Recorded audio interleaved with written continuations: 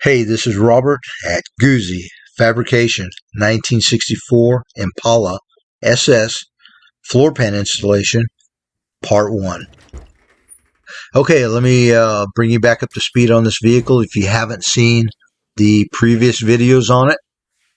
We have a 1964 Impala SS restoration going on. We're going to be replacing quite a few body panels. We've kind of been hung up on this car due to lack of availability on parts. Now, the driver's side quarter panel was in a pretty good collision. Now, in a previous video, I've already hooked up the frame machine. We've pulled a majority of that damage out, got it back into shape.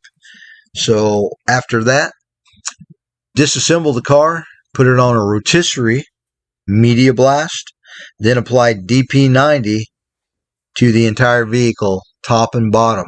Now, the bare steel that you see here, well, those are all areas we're going to be replacing. So we don't want to waste material on that. You can see some of the rust damage, and obvious in the quarter panel damage, even extending up to the front here. Okay, let's take a look at the floor pan itself. Okay, now when we're assessing the floor pan, okay, we've got the floor pan, and then we have braces and brackets underneath for support. Now, it has obvious rust issues on the floor pan itself. Now, I don't know if you could tell in this shot of the video, but there's been damage from the underside up on the floor pan. And then the braces and brackets underneath are really compromised with rust. So that's a candidate just to replace the entire floor and brackets, braces.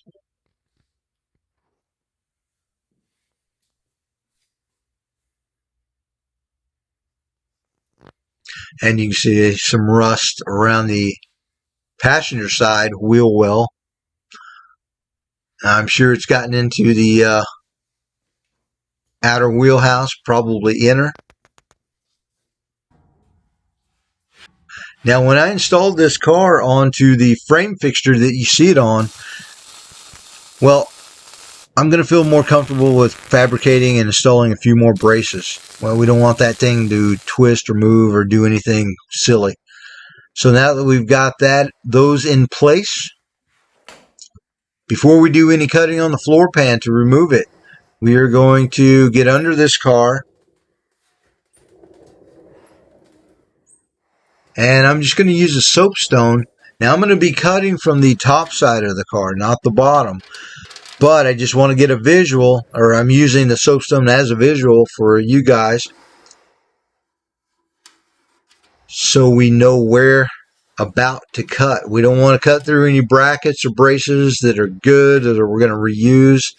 Yeah, I've done that before.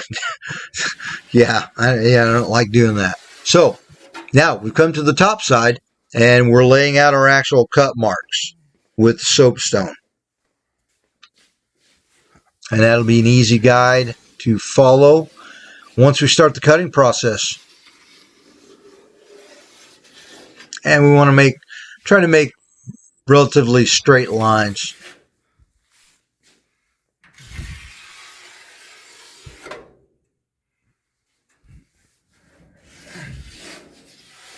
Now, you'll notice we're not going all the way up to the flange. And that's because this is called a rough cut. That means we're just going to get the majority of the material out of the way. Okay, now I'm using a 40 amp plasma cutter. We don't want to use all 40 amps. We're just going through 18 gauge sheet metal. And as always with any type of toxic gases or fumes, we want to make sure it's ventilated well. Always protect yourself. Now we're going to use a plasma cutter and make short work out of this. And the reason we want to turn down the plasma cutter from 40 amps is we will blow through the sheet metal and probably damage a joining metal. Well, we don't want that, so we just got to turn that machine down.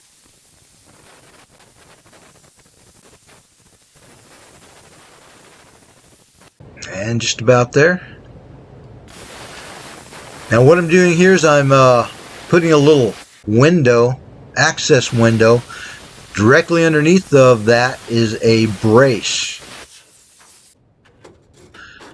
So that little window allows me to get the Sawzall in there.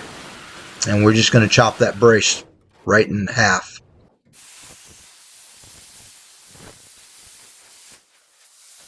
And we're just going to do that along the length everywhere there is a brace.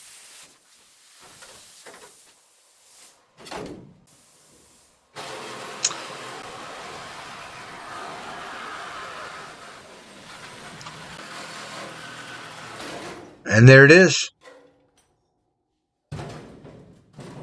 We've got our rough cut accomplished. Now let's get that thing out.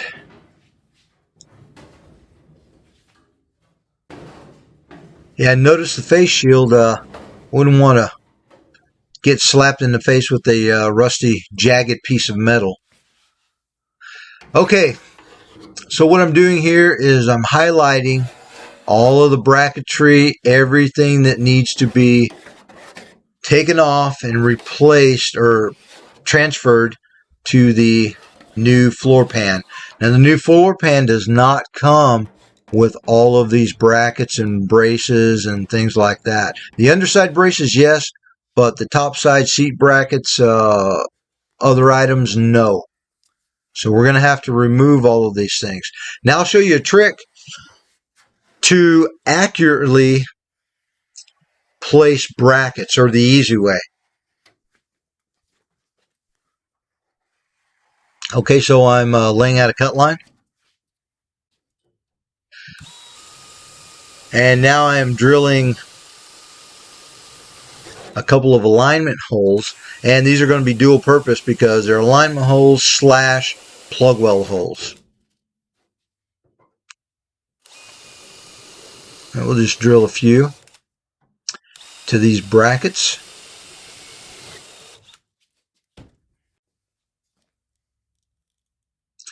And there it is.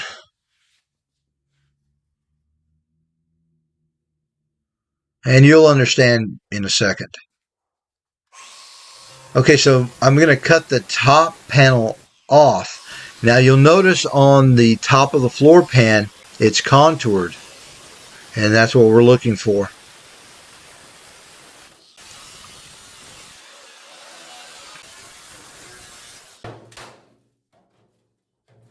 Now that we've got the piece off, now we can just lay that over the same contour of the new floor pan and mark out or mark through with a marker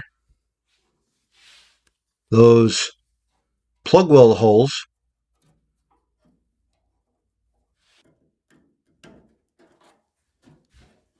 And that's going to give us an exact placement. I mean, now there's no guesswork.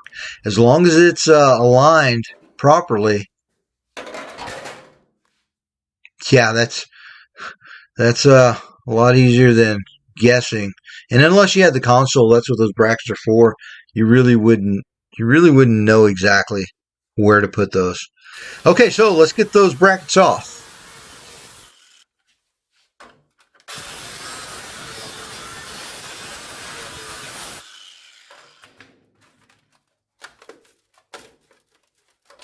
And we want to try to do a nice clean job.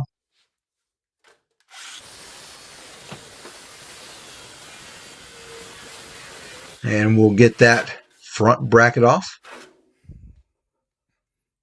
And I should have said in the beginning, well, you want to mark the forward position of it. Yeah, it's possible to put them on backwards or, get lost. And yeah, if I could put them on upside down, I probably could accomplish that at some point, or I probably have. Anyway, now this is how easy it is. Just get your alignment marks, and that is exact placement. There's no guesswork.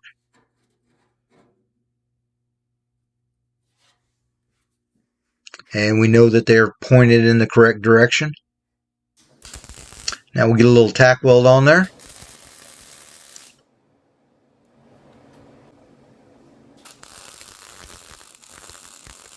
And get them welded into place.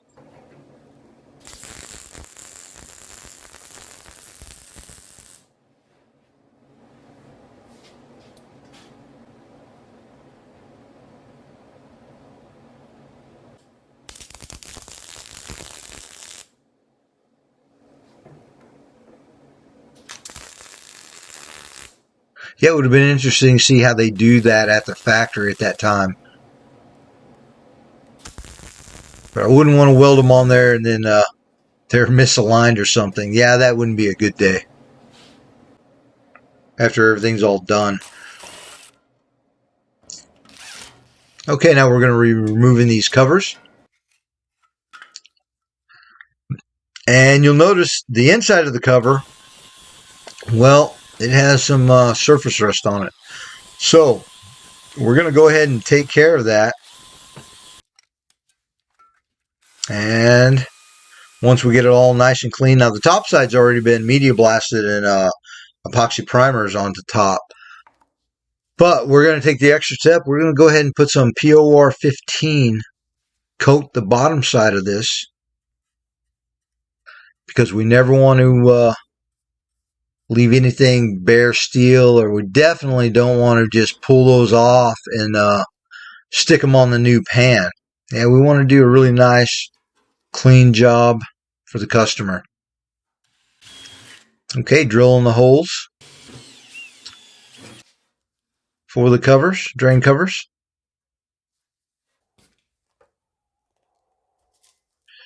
And there's a lot of little accessories that we want to make sure that we pull off before we do away with this floor pan. That's for the gas pedal. Okay, plugs. Even if the plug is not good, we want to pull it out because it's going to give us the right diameter when we go to buy new plugs. We're just going to take the guesswork out.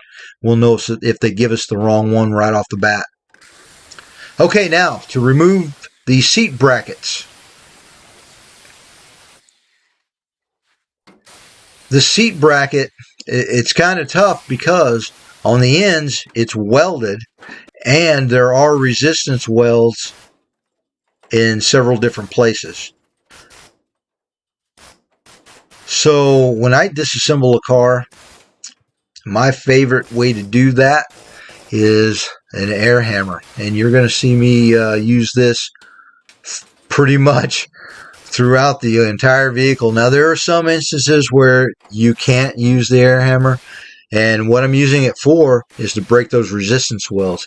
You can see where those pieces are still attached to that bracket. That's what I'm separating there. And if you use the right angles and you don't force it in all in one direction, you may have to work around the weld, the resistance weld. You know, you can have really good success, and this is so much faster than trying to locate and drill out all the resistance welds. And that's the backside.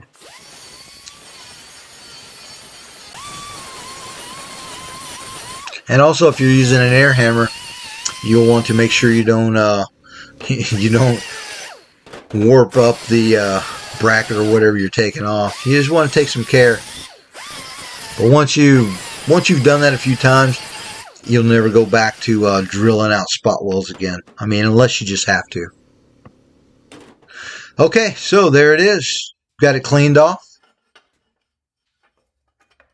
Now what we are going to do is we're going to go ahead and put, I don't know, 3, 4, 5 maybe holes on the top of this bracket. Now this is a seat bracket. Now if we just weld the ends, or we don't do a good job welding, and you know, God forbid that there's a serious collision, man, I would hate for that bracket to snap off of the seat with somebody sitting in it. So we're just gonna take care of that. And as always, we never put anything on. Now if I just install this, no one would ever know without coating it, but that's not what we do here. So we take our time, we cleaned it off, put the POR 15 on the back side before we install it.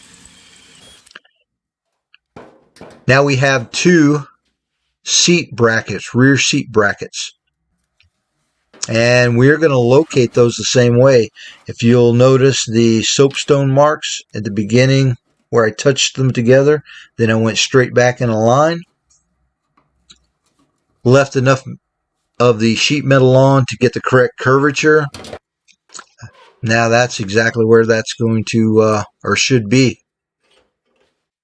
So we'll get this bracket off of here. And just take our time, not bend it up. Now, even if we cut through the, we don't cut the resistance weld, and we bring along a bunch of the sheet metal, well, that's no problem. I mean, it can either be ground off or, I mean, I can remove all of that with the air hammer. So there it is.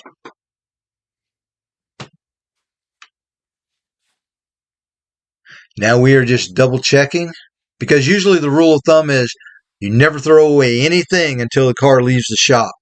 Because, yeah, if you throw away a part, there's going to be something else on it that you needed.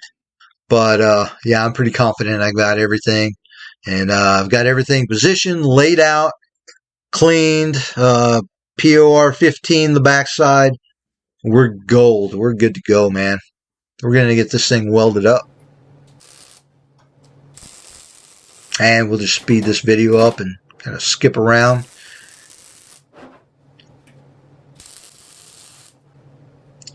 And so we are plug welding through the alignment holes, plus we're putting a weld on each side and just in various spots.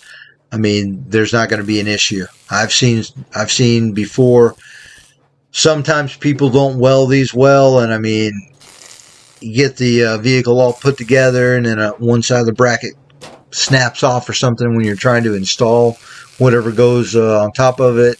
Yeah, we're not going to let that happen. We're just going to do a really nice job. And I've come back with some epoxy it's epoxy paint in a can, and I've just touched up those areas where we welded. We wire brushed them off and used Scotch-Brite. Got them really nice and cleaned up. You can see everything's really nice and clean. Applied that spray can epoxy. Hey, we're good to go. Get ready for the installation next week. Thanks for watching.